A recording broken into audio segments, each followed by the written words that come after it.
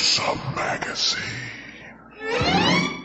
Hello, once again, I'm your host, Doc Rodden, and this is Gruesome Magazine, where we review the very latest in video, streaming, and video on-demand horror movies. And sometimes we do TV shows, even if they're sci-fi. And that's what we're doing tonight, by gosh. We are reviewing Mandalorian Season 3. We're just going to talk about the whole season. We just have to do it as Star Wars fans that we are. But let me get in here and introduce the crew. We're going to start off with Vanessa Katee of Clan Kreese. How you doing, Vanessa? This is the way. This is the way. That's an owl, right? Your clan owl or something like that. What is that? Night owl. Night owls. The night owls. Yes. Thank you. Tell me you haven't watched the Clone Wars without telling me you haven't watched the Clone Wars. Oh my god. Oh my god. All right. Well, I love the helmet. Thank you. That is so awesome. I haven't seen anybody with that helmet before. What are you doing? Okay. Did you put the batteries in that yet? Yes. I can't remember. If you take the front part of it off, the little, I think it's on. display comes on. Yeah. Okay. So somebody I knew had bought it, and they didn't know that you could put batteries and it lights up. There's a front piece on that. If you take it off, and it like lights up and stuff. Yeah, you can't really see it, but it's going. All right. Well, that's why she is the cosplay queen. There you go. Okay. Are you going to do the rest of the outfit? Yeah, I'm gonna try to have it done by DragonCon. So. By DragonCon, excellent. I'm surprised at how well I can hear you through the helmet. I know. How come it doesn't go when you put it in? Anyway, I don't have the upgraded version. There you go. There you go. No space for you. All right. Also joining us is the SLATTMAN Christopher Slattery. How you doing, sir? Yes. Oh man. Okay. All right. Also joining us is award-winning filmmaker and Star Wars fan extraordinaire, Christopher G. Moore. How you doing, sir? I'm doing well. I think I want to be Darth Gideon in my future life. Just his saying. Mech suit. Oh yes. My goodness gracious. Oh my goodness! But I also love me some Booty Katan and armor as well. There's the. I've found a new fetish with Star Wars, and it's women with helmets. Oh my goodness! Oh my goodness! I'm single, by the way. Do you? Can you tell? Oh, what we're going to do is we're going to review the entire season. We're just going to have a spoilery. Jump right into the meat discussion about the season as a whole. We're going to talk about what we liked, if we didn't like something, how it ended, what we're looking forward to, and maybe how it affects the Filoniverse, and all the things, who we thought we might see and who we didn't. We're just going to get into all of it. But first, we're going to kind of give, each of us are going to give our overall impression, quick impression of what we thought of the season and how successful it was. And I want to start off with Vanessa. Vanessa, let us know what you thought of Mandalorian Season 3. I loved it. Okay. Yeah, that's my overall first impression of the whole thing. I really had no idea where this season was going to go, honestly. Like, I was thinking it was going to have more to do with Mandalore. I was thinking that, Din was going to have his quest to go on, but who knew what really was going to happen? And that was kind of fun for me going into this. So every episode was, just a real adventure. And we did get to see some characters that we knew from before, like Pelimoto, who's like my favorite. I love her so much. And then we just get to see all these, Mandalorians and really get to see what they can do on screen. I mean, we've seen it in the Clone Wars, but to see some of those fights and some of those things brought in, into live action is just so cool to see, and inspired me to spend the money to get a helmet, because it's just been So much fun. I've loved getting to see it's really a disservice to people who aren't as committed to all of Star Wars as some of us are, because if you haven't seen Clone Wars or if you didn't see Boba Fett, then you're kind of missing out on parts of the story that make this so much bigger and better than if you were just watching The Mandalorian, right? If you just like The Mandalorian, you were watching that stuff. So that part of it I absolutely adored. What I'm really, really loving more about it, though, is, who is the Mandalorian, right? And I'm leaning more towards it being Grogu, more and more towards it being Grogu, being the Mandalorian that this story is about. Because the things that they're doing with him and the story that they're starting to tell, and I'm sure whether it's in the next season, which hopefully we get one, or in the movie, that we're going to see a lot more about his story, about Order 66 and about what he can really do. So I don't know. I'm very excited about what this season is told. I loved all the action and the stories and the fun and the things that people may not have thought were as forwarding of the plot, but to me all of it was fun and all of it was so Star Wars and so Clone Wars, and it just I was every week I couldn't wait. I really, really couldn't wait for the next episode to come out. So it's been great for me. Yeah, if you're going to do it, you're going to have to start practicing the way to sit on a throne with your legs up. Yeah. You got to do. Yep, you got to do it. Which she did. She recreated that on Star Wars Celebration. I don't know if y'all watched any of that stuff, but I watched every bit of it. Yeah, she came out there and she did it, and the audience went nuts. It was so great. Oh my god, I'm so it just makes me so happy that she's on the big big screen again. She will be making the big screen. That was one of the big things they announced, was the Filoniverse movie. Yeah, the Mandalorian movie, which will bring all these. I think they're even calling it the Thrawn movie. I heard. Yeah, it's all going to be that. We'll see. We'll see. All right. Did we do you already? Slatman? No, I was first. You're first. All right. I've totally lost my mind. Slatman, what was your impression of Mandalorian season 3? As a whole, I thought it was a very good season. It's not quite as solid as the first 2 seasons were. And I think the reason behind that for me is I think this show has a Moff Gideon problem.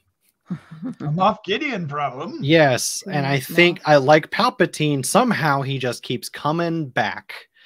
And he, at the same time, I feel like this character has amazing motivation and not enough motivation at all to do what he's doing. Oh, wow. And I can't really, and the show can't really decide what's going on. And I feel like there was an episode's worth of, or maybe not entire episodes, but a half episode's worth of stuff surrounding him that was just missed. And it just kind of makes the very the final confrontation with Gideon a little, I don't know, empty at times, but at the same time not. I don't know. It's very weird. But as a whole, I thought this season was very well done. I thought it was a lot of fun. I thought it was very, Star Warsy, for lack of better terms. It does a lot of great things, and I would watch it again. But I came out of it missing I'm feeling that there was a disconnect with, this big bad and this big battle. And it's just okay, something doesn't add up here. And I can't really put my finger on it. I think there is a discussion to be had, because I think we can probably find the way to the finger onto that topic. Yeah. I don't disagree with you. Christopher G. Moore, sir, what was your first impression of Mandalorian season 3? I totally disagree with you. I think Moff Gideon is the solution for why I love the ending of this season. He's one of the coolest one of the coolest new outfits in Star Wars in a very long time, especially villain outfits, because that outfit is fucking bad. I'm sorry, it's freaking badass. Yes, yes. We're allowed one. It's okay. Oh yeah, it's still PG-13. It's still PG-13. Yeah. Don't said it once. And I need to use these Star Wars insults. And I don't know. Especially the way it ended, you know, and it did. That felt. I mean, there's stuff that's been done in this series, and especially I would say this season that's bigger than what they've done in some of the movies, whether it becomes them fighting creatures or jetpack battles or even like the way they took the Imperial Guards and who we got to see a little bit in The Last Jedi and showed them being badass again. There's so many great moments, and I think when it comes to villains, he's one of the coolest villains I've seen in Star Wars in a while. I mean, and I will say that we do have the Emperor type thing, which I'm thinking that we might see him again, despite how the ending of the season happens. But some people had mentioned that he had a mustache before, and this person didn't have a mustache. So they're like, some people are already thinking like, well, maybe that actually wasn't Moff Gideon. That was one of the clones. So who knows? Because who says, like someone says, why have you all your eggs in the same basket? Why have you have your clones in the same location? So yeah, I love, and my only issue is there's like one middle episode where we get this sort of like Star Wars version of when Dr. Pershing met Elia Kane, and we get the Star Wars version of a TED Talk and all these things, and it's like elements that I didn't like in Andor that kind of invaded there, and that was the most boring part of the whole season for me. It was half of they could have cut that out and just took the two bookends and made an episode, and it would have been perfect because it was all cool stuff that Mandalorian was doing. I don't know. I love this season. I love all. And when people talk Star Wars, I thought the pirate episode was cool with Garian Shan with that ship was one of the. I hate to continue saying this. One of the coolest things I've seen in Star Wars, ship wise, was the Garian Shard ship, which was done like a pirate ship. And to me, if you're really a Star Wars fan, you know that it's all based on the serials of back in the day, whether it's sci-fi or pirates or the same thing Indiana Jones was based on. And that felt like the most serial type thing was like them fighting pirates and stuff. So I don't know. I've loved a lot of the stuff that they've done so far. And I mean, and even the Mandalorian lore, getting to that, although I'm kind of looking forward to seeing more of the adventures with just Grogu and Mandalorian, and maybe they could do some separate stuff just with the Mandalorian people. But so I kind of like the way and it kind of ends actually if you watch it with the little zero in of the framing and stuff is something they do at the end. They do it well, but they've done that at the end of every Star Wars film. People act like that's a new concept. No, the end of every Star Wars film, it zeroes in the same way. But it's also something they used to use in old black and white silent films like Charlie Chaplin and stuff. I thought it had a very sweet, beautiful ending that kind of. But anyway, I'll stop talking. I enjoyed this season. I love it. I wish people would just not be so hate-filled with. I think it's okay not to like stuff. You know, I think people know I'm not a big fan of Andor. But that's fine. It's not my cup of tea. But at the same time, I'm not going to I hate anyone that likes Andor or whatever. But yeah, I love this season. And there's so many really cool things they've done with the special effects. And you even had an episode that felt like a CSI episode, which that was kind of fun. But yeah, I love Star Wars and I love this series, and I just want them to keep making different types of stories so that I can enjoy.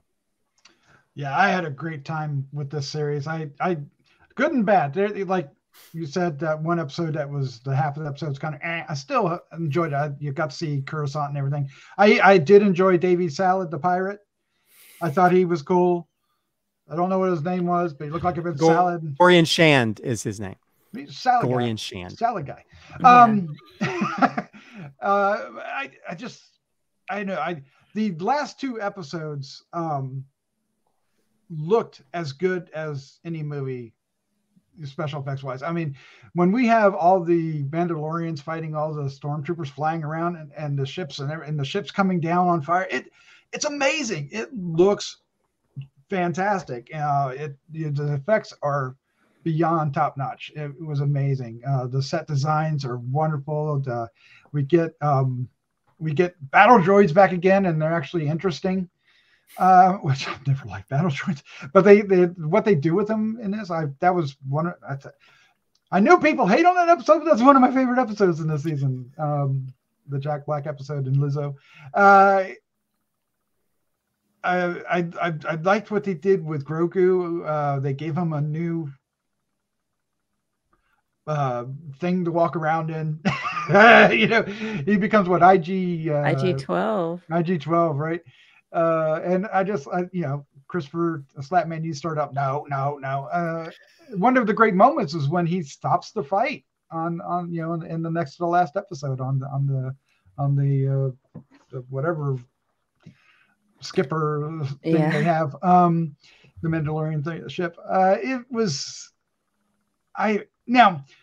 do want to talk about. I really enjoyed it, but I do want to start off our spoiler discussion going back to the Moff Gideon, because it's not Moff Gideon himself that's the problem. It's that they didn't really thread him into the story enough to bring him out as big as he was at the end. And I think when I hear Christopher Slatteman say that, that's what I'm thinking, is that if we had a little bit more of breadcrumbs with him, getting bigger and bigger, we didn't even really have to see him, just more than just, we found a ship on the, the third to the last episode. Right. I think I would have felt his presence more, and it just feels like he just suddenly comes back. And that I feel that. I felt that. But at the same time, standalone, those two episodes are the best thing about the entire season. Those two episodes, the last two episodes, directed by Rick Famuyiwa. How do you say his last name, Christopher? Famuyiwa. Sorry, Rick. I think he did an amazing job directing. I mean, he needs to be directing a Star Wars movie, because he is fantastic. Bryce Dallas Howard did a great job in her episode. Peter Ramsey did the pirate episode. Carl Weathers did the foundling episode. Lee Isaac Chung did the convert, and Rachel Morrison did the Mines of Mandalore, and then Rick did the first episode. And they were all of the episodes were so well directed, and they feel like a whole. And I really appreciate that. But anyway, I totally got off topic. But as far as Darth Gideon, because he did look like a Darth Gideon at the time we see him, even though he didn't have a lightsaber. But that's how I feel about his presence.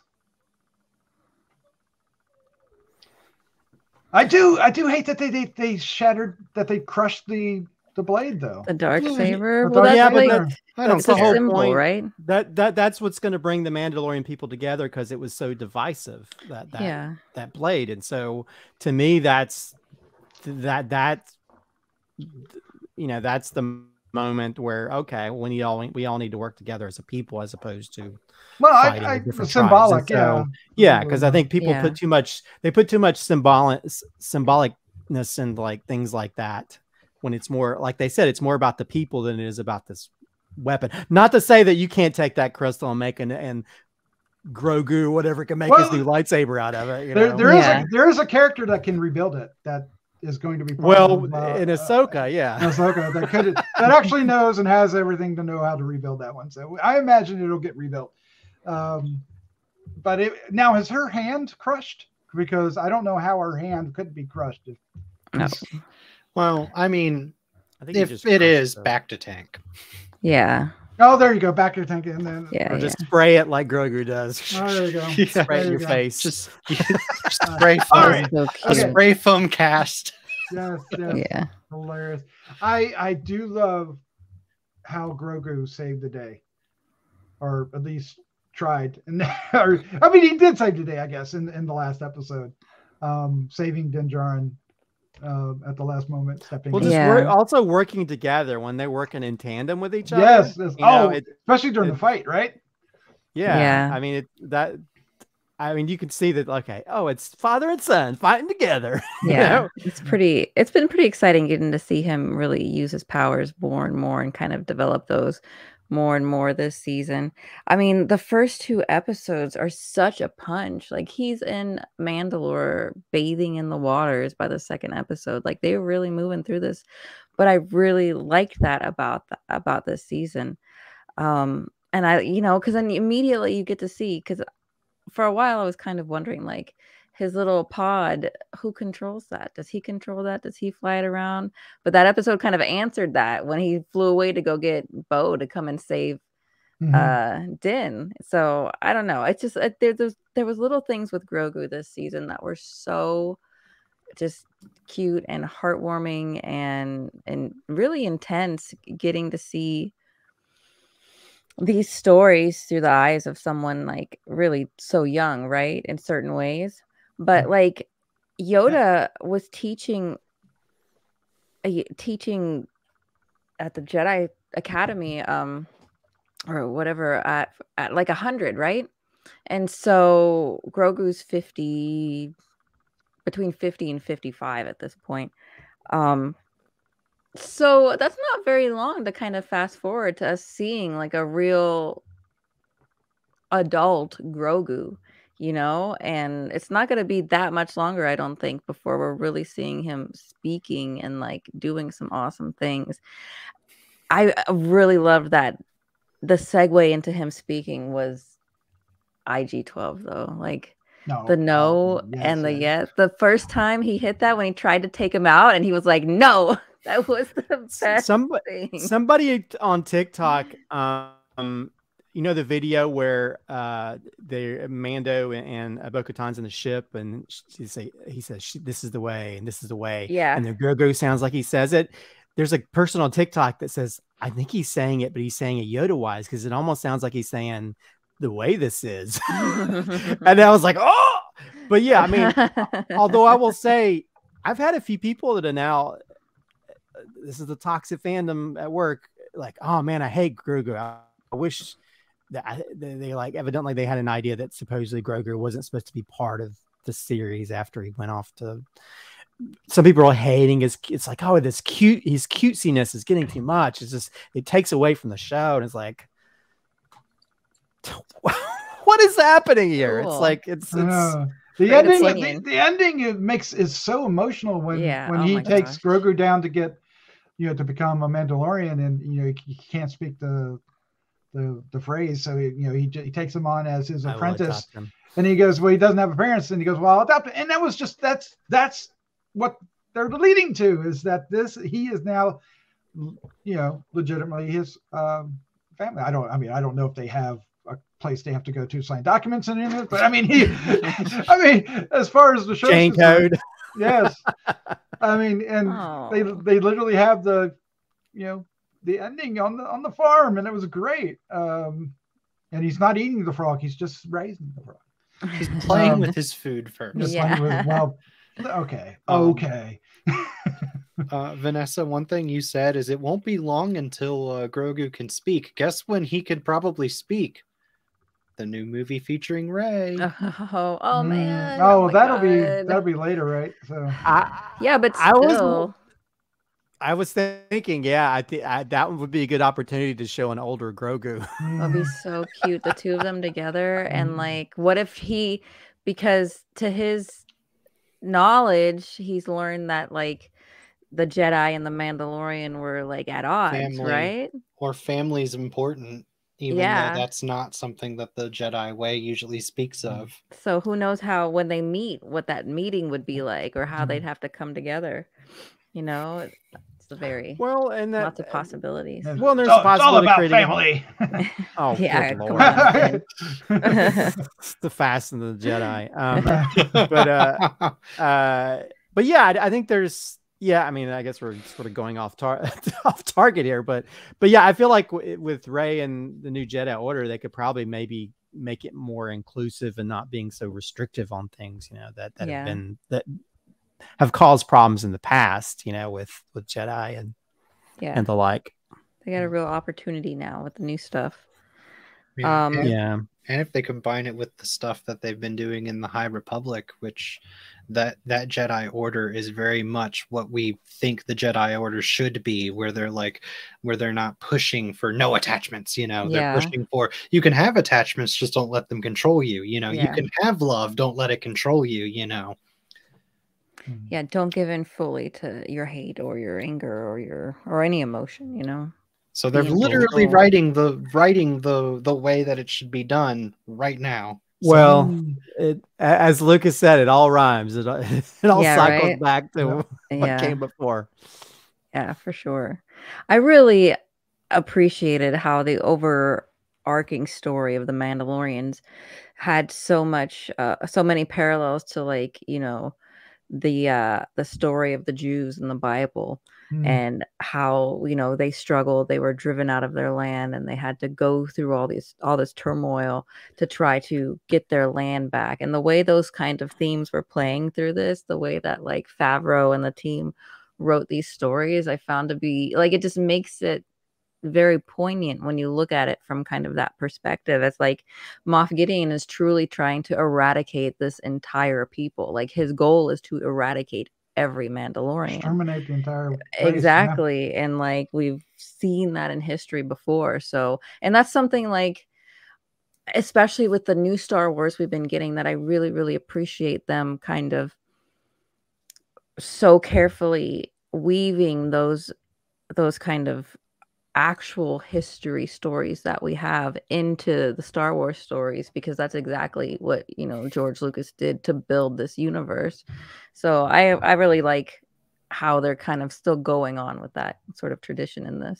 Well, and him basically taking over their world or whatever and stealing their Beskar in the same way the Nazis stole, you know, gold and different things, gold and jewels, looted. And everything. But also, some people have also pointed out there's a lot of Lord of the Rings stuff in this season as well. I don't know. The Mines of Mordor.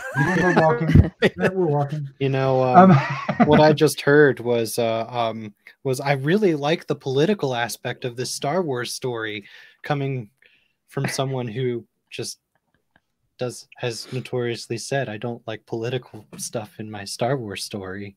Oh my gosh. Looking at you, Mr. Moore. Well, that's why I don't like Andor. For that very reason. Andor has some shining moments to it, but I'm not saying Andor is totally bad. I'm just saying that, like, the most I'm not going to go on my little diatribe about Office Space and different things. Or a guy eating cereal while his mom berates him. That's an indie film. That's not Star Wars. But maybe it's someone else's Star Wars. Let me just say that much. I don't want to say it's not anybody's Star Wars. But yeah, I don't mind the political aspects of it. And there's elements of the political aspects of Andor that I like, but also stuff that was like the most boring parts of the prequels. It's like, I don't want to, if I want to watch Senators, I'll watch C-SPAN. I don't want to watch Star Wars. C-SPAN. But yeah, and I think you can have those elements because it's always been part of that. But there's also a certain level you have to mix that in to where it's entertaining and not feel like I'm watching, you know, a boring period piece. Where, you know, but anyway, I mean, I see your point, Chris, but at the same time, I think there's ways of integrating it that make it interesting as opposed to bland, drowning in and monotonous. Ted Talk the episode. Yeah, like that. I actually Yeah. really liked that episode. I hated the middle part of that episode. I liked that episode, but I think they definitely could have shortened that Oh, the only thing I or like, given us a better payoff in the end, because I feel like they kind of Like dropped it after that. if it was a little what's her name? anticlimactic, yeah. What's her name was actually on Mandalore or something instead of just getting the Imperial probe. Although if she were there, the Imperial yeah. probe was so cool. I feel like they actually built like a think pro it is. droid.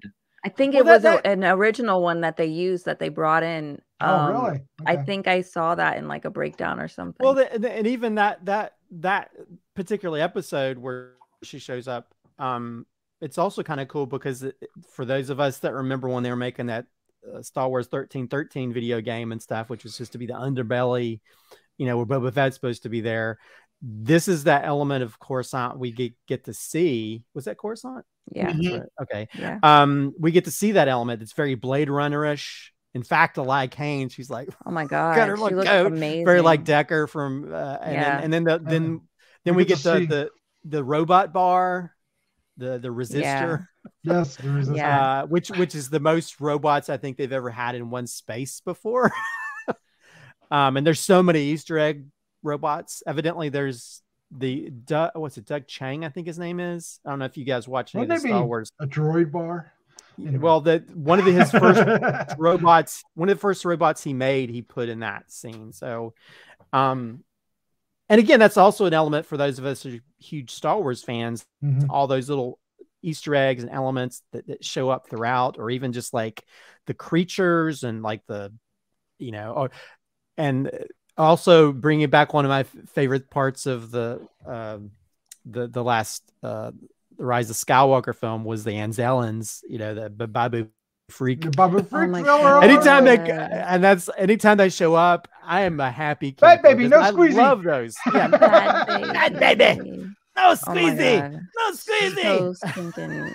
I loved it. Before we get too far off of Elia Kane, I just have to say she's a phenomenal character. She's so evil. Like you don't see a lot of women in general, or you see more now, but in Star Wars, but you don't see a lot of them that are really evil, right? She's like Tarkin level evil. And I don't know if it's purely like Imperial driven or if it's within herself, or she had, really was attached to Moff Gideon, whatever it was, but like she's so cold-blooded and so calculated and so cool looking, and like that, I think that they did such a good job creating such a unique character that I think also a lot of people are going to identify with the way that she looks and the way that she presents herself. So she was just I wanted to see a lot more of her, and I hope that and I'm not sure that we would see that in Ahsoka, but I hope in some form we do get to see more of her and her story play out. I, for one, am looking forward to her tie-in novel. Is that announced? I see that's a great character to make a tie-in novel for. Well, and I kind of wish that they used her more, because I don't like that the scenes, but I like her character, and actually that actress in general who played the person in front of the rebellion in the Quantumania movie, and she was amazing in that. Yeah, totally different character, and one of my favorite badass female characters, almost like a Conan the Barbarian type character. And for her to play that and play this character as well, she's an amazing actress. And so I just wish that, the part when she's talking to the probe droid and stuff, that kind of stuff is kind of cool. I mean, I guess the part where she's kind of mind washing Pershing was kind of okay, but that whole middle part, I hate that. But I like her character, and I wish they do more with her in general, because again, I don't know, other than them trying to really shoehorn that technology that brought Emperor back. I'm not exactly sure what they don't really spell it exactly what she's doing, other than just trying to protect the technology that's helping to bring more clones of Moff Gideon. This is kind of off subject, but have you read Hair of the Empire? Okay. The Thrawn book? Yes, slight spoiler for that book. One of the main villains of that trilogy of the Thrawn books, which apparently this Thrawn thing is going to be based off of loosely, is a cloned Sith, dark Jedi before they were known as Sith, a cloned dark Jedi that worked with Thrawn to infiltrate the New Republic. So that's probably where the cloning is coming into play, and with Moff Gideon wanting to make force-sensitive clones of himself. I almost thought we were gonna get a Thrawn reveal because Moff Gideon was being so like, you know, poking the bear about it. Like, where is he? Yeah, why is he controlling all this? Like, I really thought, but I think it was a good choice not to, because I feel like that would have taken away a little bit from the Mando-ness of this. Well, and from him too, right? Yeah, and then Ahsoka, you know, it's coming in Ahsoka, you know. Yeah, well, they've already made those connections that, you know, they mentioned Thrawn, so I think they've already made that connection without having to, because I think everybody's looking for that. Everybody's looking for that big reveal of him, and I think it'll just make people more excited to see him pop up in Ahsoka. Yeah, I like that we're getting teases of him, and it's getting more and more widespread. You know, it's more than just one person, you know, mentioning him. Now we have, you know, the Thrawn followers that are waiting for his return, you know, like he's Jesus or something. And then other people are like, he's gone. Where is he? You know, I like that. I like that there's all these different views of him. I want to say something that might be a little bit controversial, and I'm interested to hear what your thought, because this occurred to me, but I don't know. I haven't decided what I think about it. Bo-Katan, Vanessa, plays a huge role in this series. At some point, it almost becomes, she overshadows Din Djarin as the lead in the series. And I wonder if people are negatively reacting to that as far as their opinions on the series as a whole. Yeah, I've thought about that too. Also could come from not knowing Clone Wars or the Rebels or, you know, things like that, not really knowing her character. But to me personally, I think the question has always been, who is the Mandalorian? Like, who is this show about? Or is it about all of them? So that really wasn't an issue to me. Plus, I think they played it really well, like the two of them working together, sort of needing each other to be successful, you know? They do there's a couple references, and I think even Moff Gideon says it, that when they refer to Din Djarin, they call him the Mandalorian. Yeah, well, they call a lot of, you know, they say Mando and all that kind of stuff. But yeah, I you know, that's kind of an opinion that I just don't acknowledge because it's really stupid.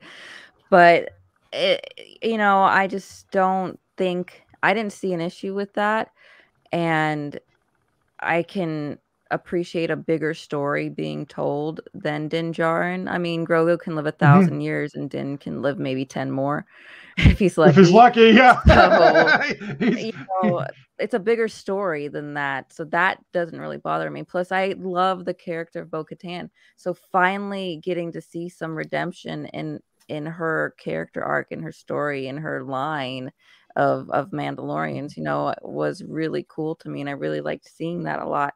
I honestly thought at some point she was going to die, though. Like, she's getting everything she ever wanted. Of course she's going to die now. But, you know, I don't know. But she gets a great scene where she lights the fires. Oh my gosh. Yeah. If we never get Bo-Katan again, I think this will be a very, very, very good ending to her story in Star Wars. Yeah. And it's justified because we know we're going to get more Din Djarin. We know we're going to get more Grogu. We'll get more Bo-Katan as well. But if we never see Bo-Katan again, I'm happy with it. I think they did the right call. Yeah, I mean, and people have always kind of read into does the Mandalorian, does that mean the Mandalorian people, or does it mean one person? So I think they have a title that's be read different ways.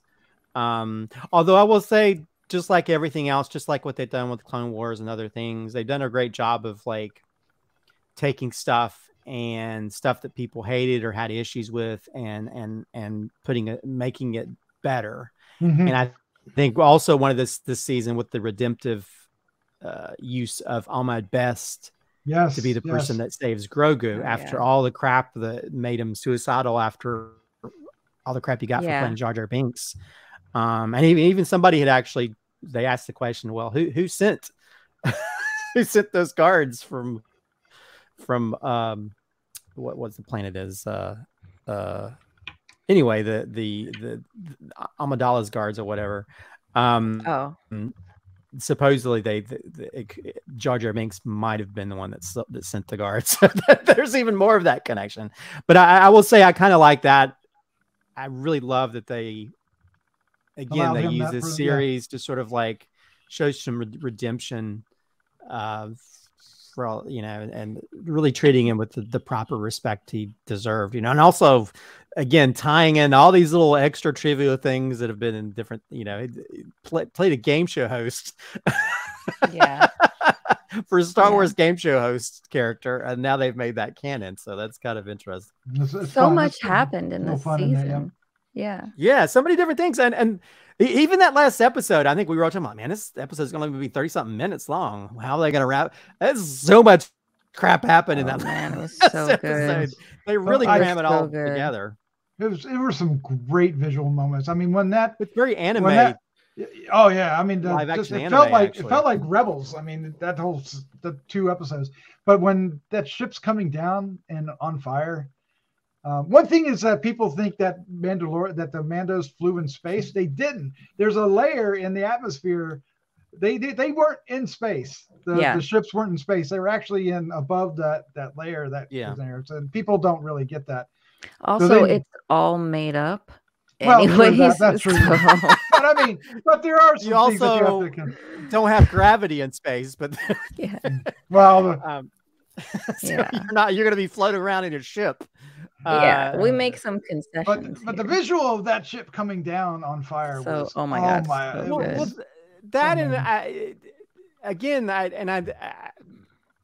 We've never kind of seen all these people in jetpacks fighting.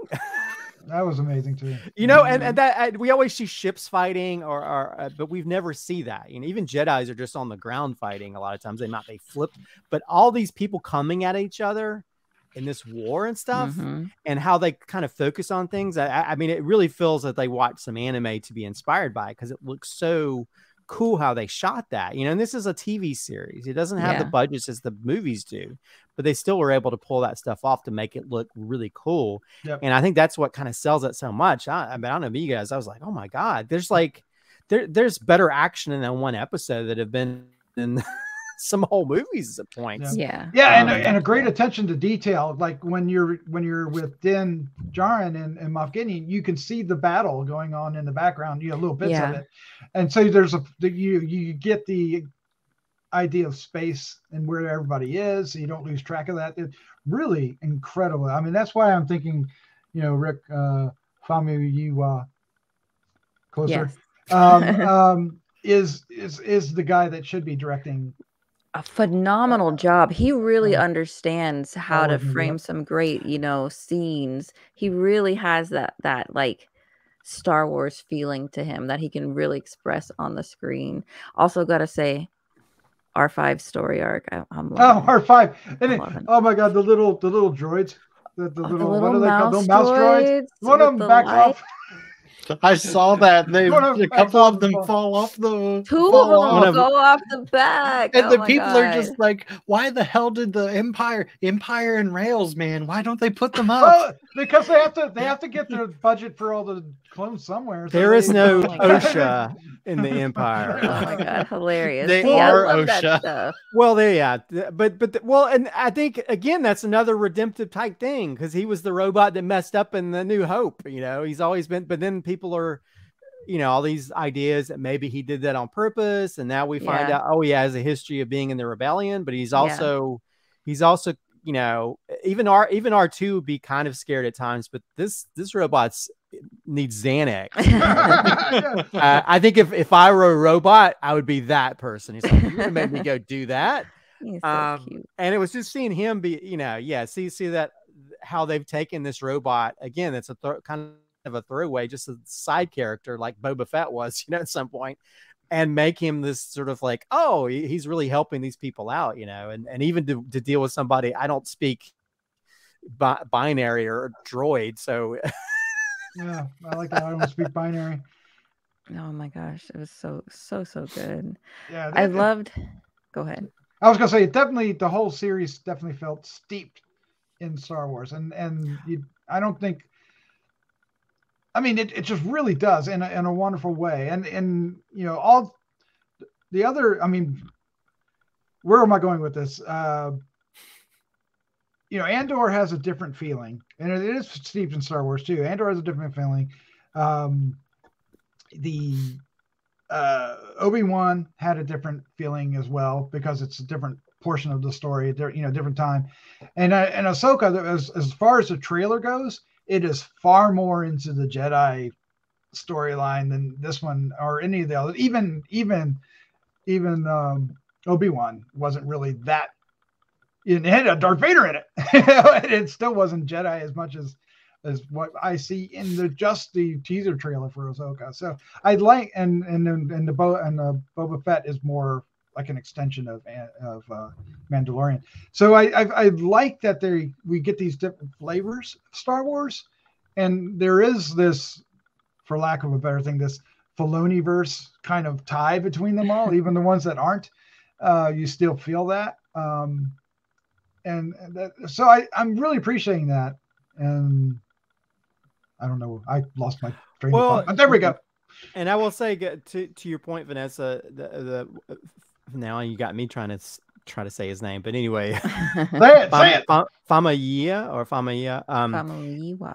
That's why he's executive producer on this season, you know, because he definitely has a love for telling these stories. And you see it really come to the forefront when he's actually in the director's seat, but he's also helping to help bring these other ideas, these other directors, even Carl Weathers. I mean, the stuff where they're fighting the bird, almost like a pterodactyl type bird. It's amazing, you know, when they're fighting it and stuff. I mean, so to pull off some of these action scenes, especially when they're in the air, I mean, it's totally different than having ships flying around, but you have people flying around. To be able to pull some of that stuff off and you know, or even just even the fight stuff, you know, I mean, it's like again, I'm a huge fan of The Last Jedi. And one of my favorite parts is those Imperial Guards fighting and stuff, and to bring those sort of characters back and show how really badass they are. The Praetorian Guards, you're talking about the ones the in red? Praetorian Guards. Yeah. Yeah. I mean, the fight stuff they did, although I kind of sad that they didn't have any kind of funeral or something for, was it Vizsla, whatever his name is? Paz Vizsla. Oh yeah. There was really nobody really, he's dead. They didn't really do anything about it, but I guess a lot going on. Well, other people have died too. Yeah. That was that was a sad moment. It was sad. I kind of thought that I was waiting for Grogu to kind of like take them all out.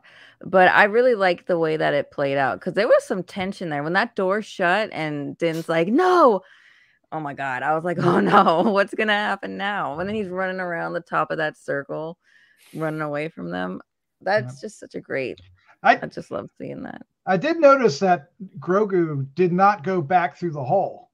You know, when she cut the round hole and they all escaped. Yeah.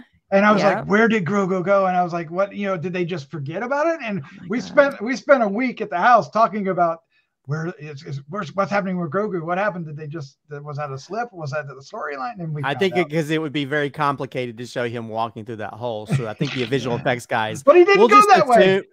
He didn't go that way. He went the other way. He went after Din Djarin. So. His reveal when he grabs that guy and he says no. Yep. When he's choking Din, like that's just oh my God, so good. It's so good to see them together, just working. Well, together. Let's talk about one more subject before we wrap this up, and that's the armorer. Because when she fights with those two hammers, you're gonna die. Just the pincers and the hammer. Yes. When she does it when they attack the pirates, and then again when we have that awesome battle at the end, and they're all flying, and she's flying right beside Bo-Katan, right? But she's got her. You know, it's such a great look, and she's so good, such a badass, and her authority is well played out. You know, the way she's kind of the elder. She kind of is the elder of the group, right?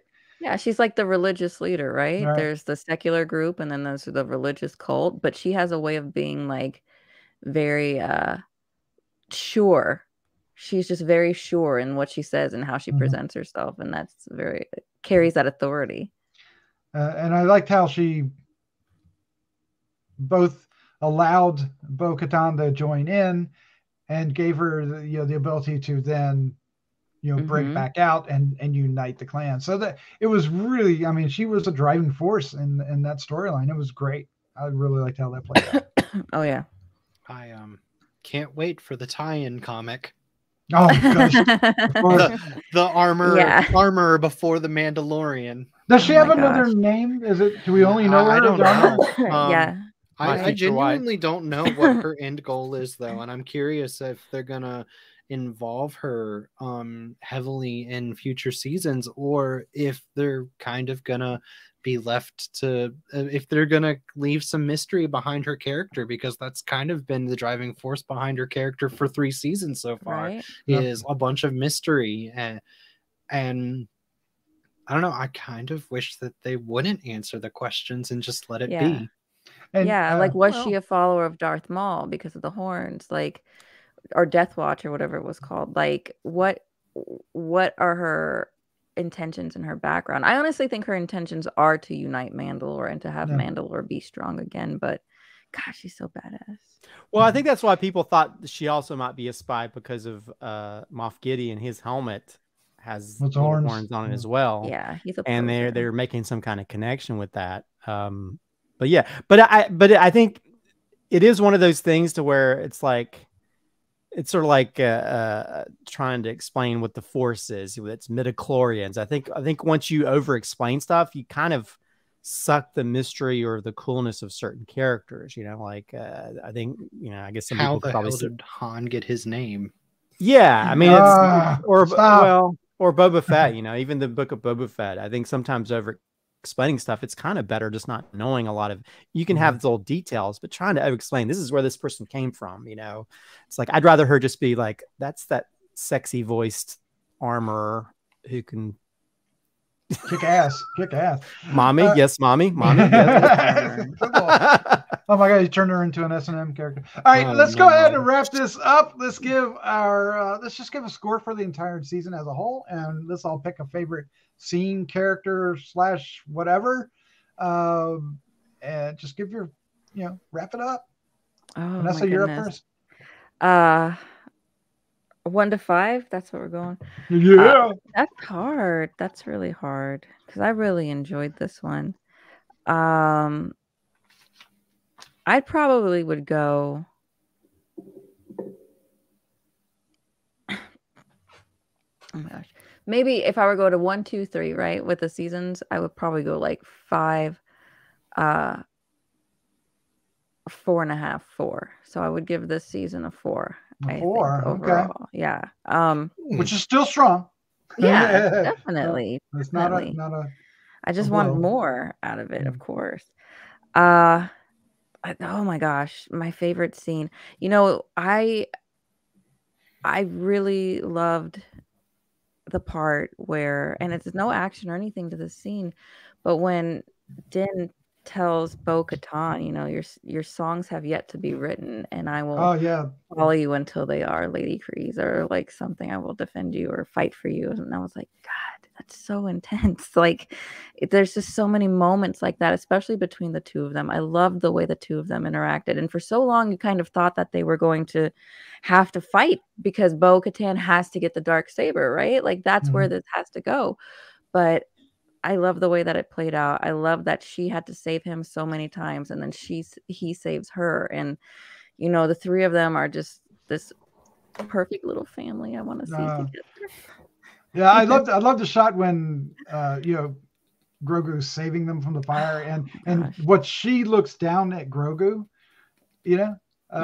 really starts to understand this is really what is he capable of? How important is he? SLATTMAN. I think as a season as a whole, it's like a 4.25-ish. It has some very high highs, but it also has some very low lows. But it doesn't have the highest of highs like the first two season has. But I think this season also has a lower low than the first two seasons. But overall, it's still very, very positive. Very good, very well done, and like another thing that we kind of touched on, the effects in this series look so much better than anything else that Disney's putting out. That ILM money, and Marvel. I said Disney. Okay, perfect. Yeah. That ILM special effects team deserves a lot of credit for, getting this done and taking their time with it. I'm glad that they're not trying to force this out every year. Yeah, pun intended, I guess. My favorite scene. Oh man, that's hard. You can do it. You can do it. It's right there. All you have to do is remember 8 hours of TV. It's actually probably the very beginning of, I think, episode 7, right, where Moff Gideon is talking to the other Imperial forces. Yes. What do they call that council? The Dark Council? The Ghost Council, right? It's something. Yeah. Yeah. But I love the reveal of Pelion,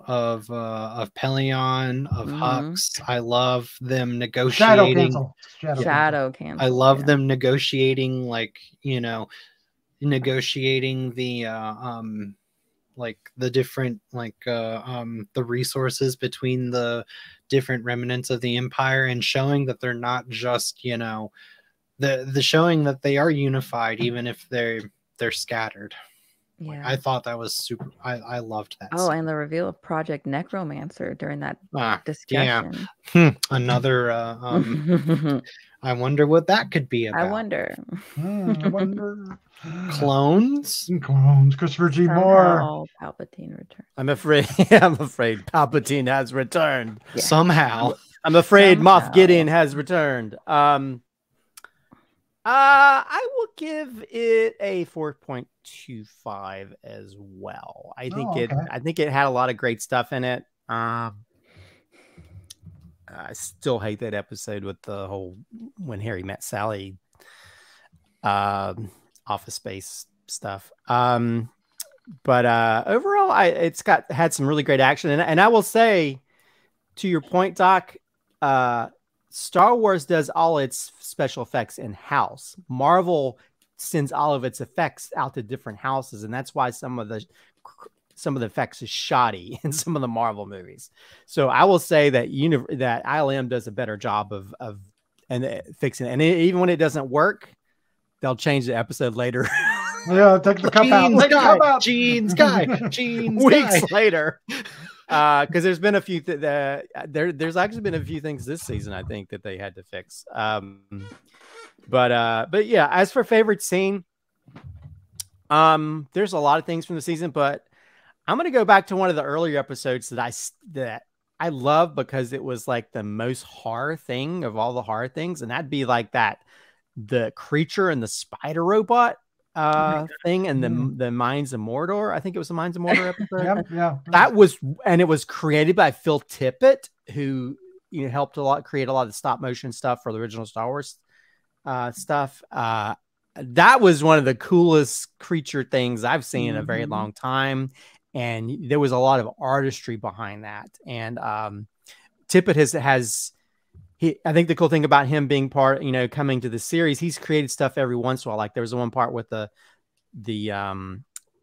robot spider outside the Jabba's palace that was stop motion, and they created the AT-AT half of an AT-AT thing that was in one of the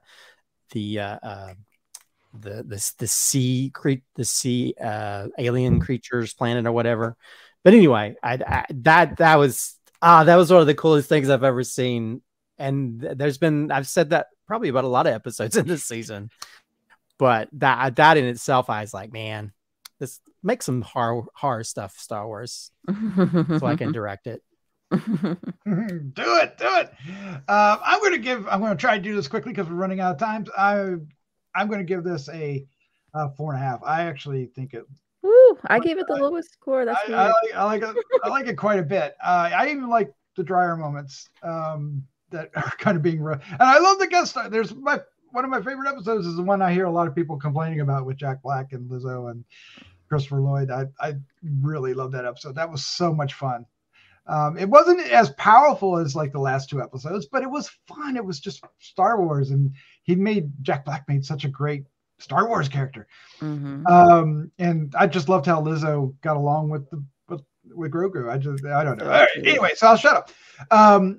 That's not my favorite scene. My favorite scene is going to be the last battle. Okay, I've already spoken about it so much, but the whole battle from the time the Mandalorians are coming down, out of as reinforcements, and the stormtroopers are heading up, and we got Mando facing off and Grue-Crew facing off against Gideon, and then the 3 Praetorian guards show up, and they get separated, and until the final ship coming down, and Gideon going and blowing up, and that whole scene, it was I was on the edge of my seat, excitement for it. Even watching it twice, it was just so exhilarating, that scene. They just did a great job. It was truly cinematic and cinema worthy, and great job. Yeah. If not that, let's just go with the very ending with them sitting on the farm. Yeah, no, that's great too. That was it felt so Western too. Like, he did his job. Sometimes they did have a good ending, and that was one of the ones with the happy ending. Yeah. You know what? It was a bow, but I loved it. I don't care. If it ended there, I wouldn't have a problem.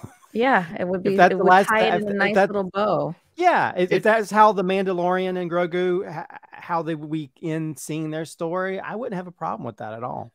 Yeah. I read somewhere that said this felt like a series finale, and if it was a series finale, I would be very satisfied. Yes, it was. Yes, I agree. Well, I think it's more because how dare the armorer say go out and take him on adventures? He's been on adventures. You know them. They have. They've been doing their A-team thing for a while now. Yep.